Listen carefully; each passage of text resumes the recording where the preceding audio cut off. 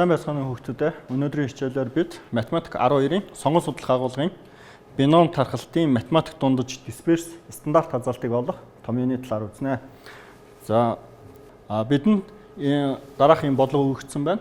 За уутанд 3 улаан 6 цагаан бөмбөг байв. Уутнаас санамсргүйгээр нэг бөмбөг авч тэмдэглээд буцаагаад уутанд хийгээд дахин нэг бөмбөг авах туршилтыг 3 удаа давтан хийсэн.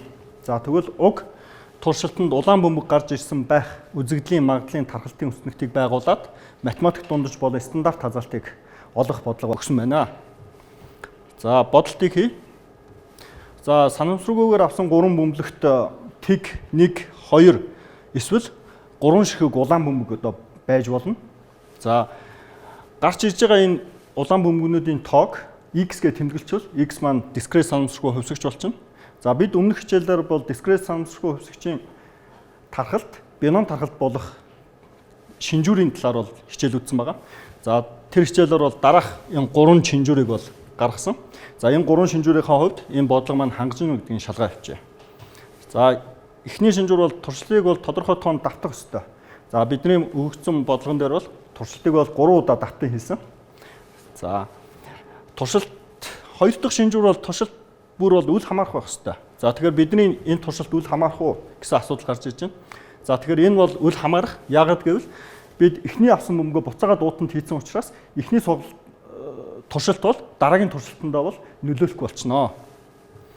За туршилт бүрд амжилттай явагдах магадлал бол тогтмол байх ёстой. За бидний харвал туршилт явагдахад амжилттай болох магадлал бол нийт уутанд бол 9 бөмбөг байгаа. За бид нар бол улаан бөмбөг гарч ирэхийг бол сонирхож байгаа учраас биднийхээр бол улаан бөмбөгийн тоо 3, магадлал бол 9-ний 3 буюу 3-ны 1 болох нэ. За тэгэхээр биднийхээр бол энэ 3 тохиолдлыг хангачиж байгаа учраас бид x санамсргүй хувьсгчийг бол бином тархалт гэд энэ тэмдэглэгээр бол бичиж болно. Энд бол 3 бол туршилтын тоо, 3-ны 1 бол туршилт амжилттай явах магадлалыг бол илэрхийлж байна. За тэгэхээр энэ бол бином тархалт. Бином тархалтын утгуудын харгалзах магадлалыг бол дараах томьёогоор олно гэдгийг бол бид судалсан. За бином тархалтын хувьд магадлалын тархалтын өснөгтийг одоо байгуулъя.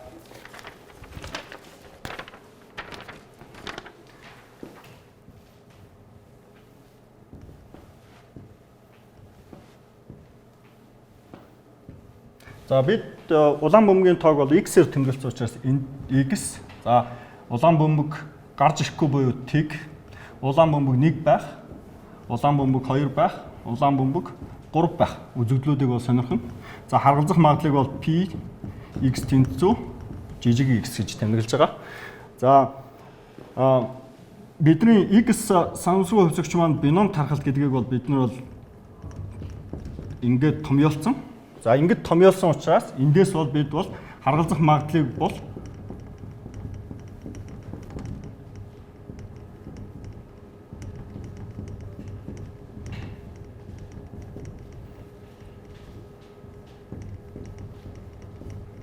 уг томьёогоор олж болно. За энэ томьёогоо ашиглаад px тэнцүү тэг буюу туршилтанд ганц ч улаан бөмбөг гарч ирэхгүй байх магадлалыг олвол c3-аас тэг үржих нь. За бидний хоол бол p гэдэг бол p бол 3-ны 1 байгаа. За 3-ны 1 1-ийн x зэрэг буюу тэг зэрэг үржих нь 3-ны 2-ын n-ээс хасдаг нь x буюу бидний харвал n бол 3, x бол тэг учраас тэгээ 3-аас тэгийг хасчвал 3 гарна. За хэсэглийн томьёосоор 3-ын багтралыг хуваах нь тэгийн багтрал. За 3-аас хасдаг нь тэгийн багтрал буюу шууд 3-ын багтрал. Үржих нь за ямар ч тооны тэг зэрэг 1 учраас 1 гэвч чинь. За энүүний 3 зэрэг төвшөлөл хуваарьт 27, хөртвөрт 8. За энд бол 3-ын багтралыг 3-ын багтралд нь хураач. За тэгийн багтрал бол 1 байдаг. За тэгэхээр энэ үржүүр бол 1 болчлоо. За ямар ч тоог нэгээр үрдсэн. Тэр тоо өөрөө гараад ирэх учраас 27-ны 8. За px тэнцүү 1 буюу туршилтанд 1 улаан бөмбөг гарч ирэх магадлалыг олохдоо c3-аас 1 үржих нь амжилттай болох магадлалын x зэрэг буюу бидний хавьд 1 үржих нь амжилтгүй болох буюу 1-ээс p-г асчвал 3-ны 2 гэж гаргаж байгаа. За 3-ны 2-ын 2 зэрэг. За хэсэглийн томьёо ёсоор 3-ын бактериалыг хуваах нь 1-ийн бактериал. За 3-аас 1-ийг асчвал 2. Тэгэхээр 2-ын бактериалаар үржүүлж нь. За 1 зэрэг байгаа учраас 3-ны 1. За 2 зэрэг байгаа учраас хуваарт 9 хүртвэрт 4. За энд бактериалын чанар ашиглаад хураачвал за энд бол 3 гарна. За тэгэхээр энэ үржүүр бол 3-тай тэнцүү. За 3-ыг 3-ны 1-ээр үржих юм бол энэ хоёр үржүүрийн утга бол 1 болчихно. За ямар ч тоог 1-ээр үржсэн. Тэр тоо өөрөө гараад ирэх учраас за 9-ний 4 гэдэг ингэ өччих нэ. За px тэнцүү 2 буюу туршилтанд 2 улаан бөмбөг илрэх бол c3-аас 2 3-ны 1-ийн 2 зэрэг үржих нь 3-ны 2-ын 1 зэрэг.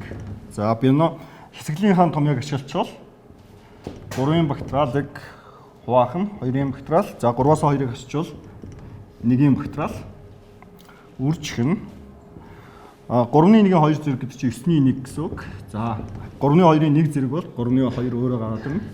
За мөн адил бактериалын чанарыг ашиглаад хураачвал энд 3 үлдэнэ. За 3-ыг энэ 3-ны 1-тэй хураачвал биднийхэр бол энд бол хуваарт 9 хүртвэрт 2 гарах нэ. За px тэнцүү 3 байхад 3 байхад буюу туршилтанд 3-ла улаан байх үзэгдлийн магадлал бол томьёос c3-аас 3 үржих нь 3-ны 1-ийн 3 зэрэг 3-ны 2-ын энд бол тэг зэрэг болчихно. Энэс x-ийг хасгаар 3-аас 3-ыг хасгаар тэг. За эндээс хэсэглийнхэн томьёог ашиглавал 3-ын бактериалыг хуваах нь 3-ын бактериал 3-аас 3-ыг хасчвал тэг болно. Тэгийн бактериал үржих нь 3-ны 1-ийн 3 зэрэг гэдэг бол 27-ны 1. За ямар ч тооны тэг зэрэг нэгтэй тэнцүү. За энд 2 хураагдчихна. За хүртвэрт 1 хуваарт тэгийн бактериал гэдэг бол 1 учраас энэ бол 1 гарчихна. За эндээс үржүүр бол 27-ны 1 бахнэ. За ингээд бид харгалзах утгуудынхаа магадлалуудыг олцсон. За энэ хүснэгтэй гүйцээгээд бөглөөд өччихье.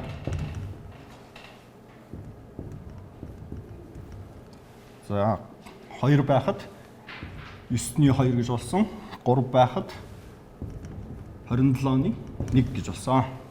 За харгалзах магадлалуудыг бол ингэ олчиж байна. За хүснэгтийг бол байгуулчлаа. Одоо математик дунджийг олох ёстой.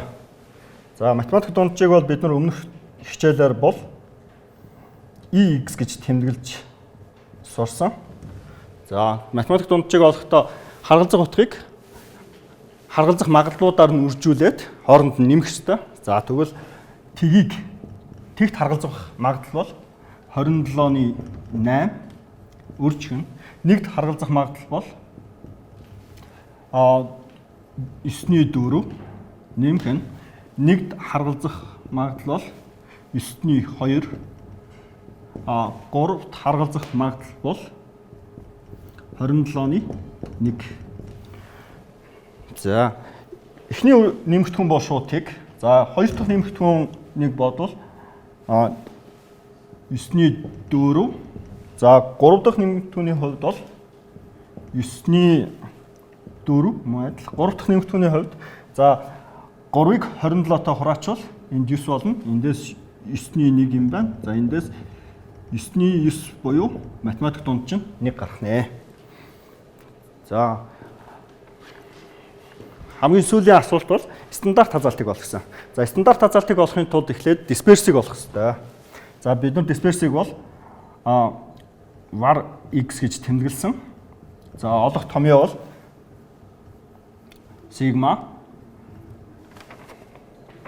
харгалзах утгуудын квадратыг түүнийхэн магадлалаар үржүүлсэн нийлбэрээс математик дунджаа ол харж өгөх хэрэгтэй. Ийм томьёог оруулах хэрэгтэй. За энэ томьёонд орлуулаа бодчихвол За x-ийн квадрат гэхээр энэ утгуудын бол квадрат зэрэг дэвшүүлээд доор харгалзах магадлалуудаар нь үржүүлж явах нэ. За тэгэхээр тгийн квадрат бол тэг байгаа. За шууд биччихье. Үржих нь 27-ны 8 нэмэх нь 1-ийн квадрат бол 1. 1-ийн квадрат бол 1. За 9-ний 4. 2-ын квадрат бол 4. Шууд 4 гэвчихье. 9-ний 2-оор үржүүлнэ. Үржих нь 3-ын квадрат бол 9, үржих нь 27-ны 1. За энэ нийлбэрээс математик дунджийг энд бол квадрат. За математик дунджийн квадратыг буюу бидний хувьд математик дундаж гэдэг бол 1 галсан. За тэгэхээр 1-ийн квадратыг хасна. 1-ийн квадрат бол 1 байгаа. За энэ нэмэгдэхүүнийг бодвол за эхний нэмэгдэхүүн бол тэг гарна. Энд бол 9-ний 4 гарна. За энэ 9-ний 8 гарна. За энэ нэг бол бид нар хялбарчлаад 9-ний 3 гэж чиж болно. Бүгдийг 9 хуваартай байдлаар сэтгэж тэгвэл. Тэгвэл хуваарт бол 9. За энд бол хөртөрт бол 4 байгаа. Энд хөртөрт 8 байгаа. Энд хөртөрт 3 байгаа. Эдгээрийн нийлбэр бол за шууд 15 гарах нэ. 9-ний 15-аас 1 бүгдлийг хасна гэхээр энэ бол 9-ний 6 гарах нэ. За энд стандарт хазаалтай болчих. За стандарт хазаалтыг олохдоо variances арифметик язгуур авах хэрэгтэй. За эндээс бид нар бол var x-ээ бол 9-ний 6 гэж олсон учраас 9-ний 6. За энэ нэг ойролцоогоор бодвол тэг 100-ны 82 гарах нэ. За бид өмнөх хичээлүүдээр бином тархалт үед түүний харгалзах утгуудын харгалзах магадлалыг бол ийм хялбар томьёогоор олж ирсэн. За үүний адилаар өгөгдсөн дискрет санамсаргүй хөвшигчийн тархалт маань бином байх юм бол математик дунджийг хялбархан томьёогоор олох тийм аргачлалын талаар үзье. За бид дискрет санамсаргүй хөвшигчийн тархалт дээр бол математик дунджийг олохдоо энэ томьёог бол ашиглаж ирсэн. За бидний одоо авж байгаа нөхцөлийн хувьд px тэнцүү x байх магадлал бол за энэ томьёогоор илэрхийлэгдэж байгаа учраас энэ томьёоны хооронд орлуулад биччихье. За энд нэг зүйлийг ажиглах хэрэгтэй. Энд x-ийн утга тэг байсан бол x-ийн утга тэг байсан бол энд бол 1 болсон байна. Энд ямар асуудал гарч ийнэ гэхээр x тэггээ ороод ирэх юм бол энэ эхний нийлбэр бол тэр чигээр тэг болчихно. Өөрөөр хэлбэл тэгийг ямар ч тогтмол тоогоор үржүүл тэг гардаг учраас бид нар энэ тэг гэдэг индексийг 1-ээс эхлүүлээд явуулчих болно гэсэн үг. За тэгээд хэсэглийнхаа томьёо ёсоор за n-ээс x-ийг сонгох боломжийн тоо гэдэг бол ингэж олдох ёстой. n-ийн бактериалыг хуваах нь x-ийн бактериал, үржих нь n-ээс хасдаг x-ийн бактериал гэсэн томьёогоор олно. За энэ n-ийн бактериал гэдгийг n-ийг үржих нь n-ээс хасах нь 1-ийн бактериал гэд задлчих болно. За энэ задаргааг n-ийн бактериал болон энэ хуваарт байгаа x-ийн бактериал дээр ашиглачвал ийм болчихно. За энд нэг зүйлийг анхаараарай. P-ийн x гэдгийг a-гийн n зэрэг гэдэг бол a-г үржих нь n-ээс хасах нь 1 гэж томьёолж болох учраас яг үүнтэй адилханаар p-г үржих нь p-ийн x-ээс хасах нь 1 зэрэг гэд тодорхойлчих. За одоо x-ийг x-тэй хураачч болно. Яг гэвэл энэ бол дан тогтмол тоонууд тэгээс ялгаатай тогтмол тоонууд байх учраас шууд хурааж болно. За энд NP гэсэн үржирийг бол хаалтны өмнө бол гаргацсан байна. NP гэсэн үржирийг бол хаалтны өмнө гаргасан байна. За NP гэдэг тоо бол энд бол тогтмол тоо байдлаар явж байгаа. Бүх нэмэгдэхүүнд ерөнхий байгаа учраас ерөнхий үржигдэхүүнийг бол хаалтнаас гаргаж болдог учраас NP-г сигма тэмдгийн өмнө бол ингээ гаргаа биччихье.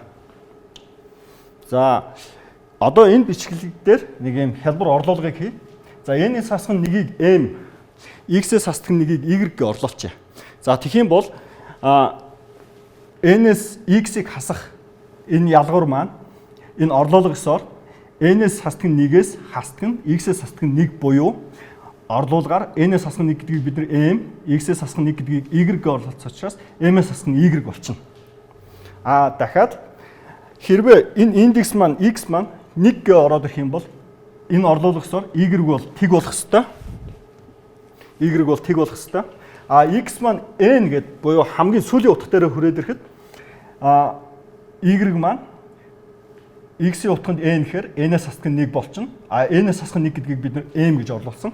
За энэ орлуулгыг томьёон дээр орлуулчвал за x тэнцүү 1 гэдэг бол y 0 байх, y тэнцүү 0 байх хэвээр. А x n байхад бол бид нар m гэдгийг бол харсан. За тэгээд x-ээс хасах нь 1-ийг y гэж орлуулсан, n-ээс хасах нь 1-ийг m гэж орлуулсан.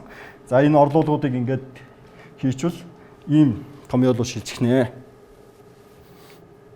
За энэ нэг бол хэсэглэлийнхаа томьёосоор c m-с y-ийг сонгож авсан хэсэглэлгээ биччихвэл за энэ томьёо бол биднэрт бол томьёог сайн ажиглавал за энэ бином задаргааны томьёо байна. Энд бол p-г a гэж орлуулчвал a гэж орлуулад x-ээс хасах нь p гэдгийг b гэж орлуулвал ерөнхийдөө энэ томьёотой бол томьёо бол харагдаж байна. За тэгвэл энэ томьёогоо нөгөө тийш нь буцаагаад бид ийм олон гишүүнтийн зэрэг хэлбэрээр бол ингээд бичих болно. За энэ том хаалтны дотор байгаа үйлдэлийг гүйцэтгэвэл за энэ нэмэх хаалт задлахаар хаалтан дотор тэмдгүүд бол бүгд хэвээрээ p дээр нэмэх нь 1 хасах нь p болчихно. P-гээс p хасчвал 1 болчихно.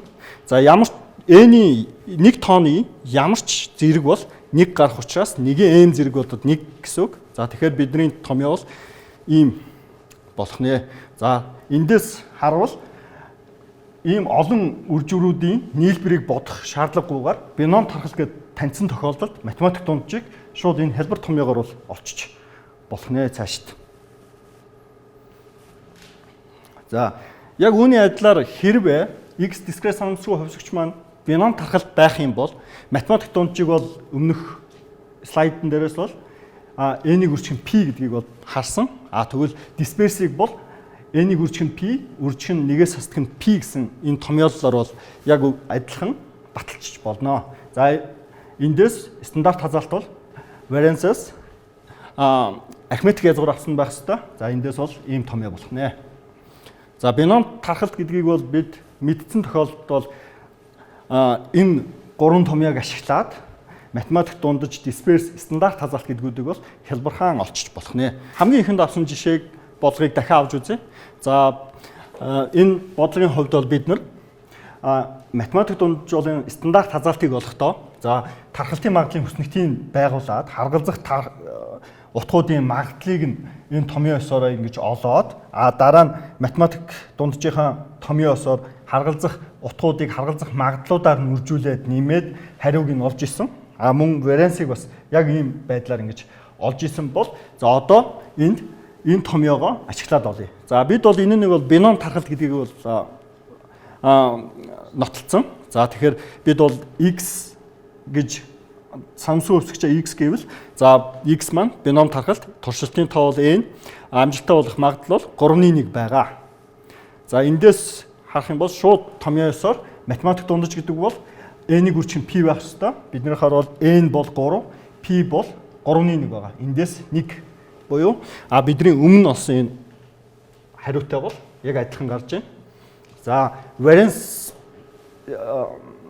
disperse буюу var x-ийг олохдоо энд муу адилхан юм урт томьёогоор олж исэн бол энэ томьёогоо ашиглаад хэлбэрхээ олчвол за n-ийг үржих нь p, 1-ээс хасдаг нь p буюу n бол 3, p бол 3-1, 1-ээс p-г хасчвал 3-2 буюу за 3-ыг 3-1-тэй үржүүлчихвэл энэ бол 1 бүхэл. За ямар ч тоог 1-ээр үржүүл өөрөө гараад ирнэ. Эндээс 3-2. За бидний хорол variance-ийг бол 9-6 буюу энэ нэг хураачвал 3-2 гарна. За стандарт хазаалтыг бол disperse-с арифметик язгуур авах хэрэгтэй. За эндээс бол ийм томьёолоор олдох нь байна. За энэ үнийг бид бол ойролцоогоор 0.82 гэдгийг бол харсан.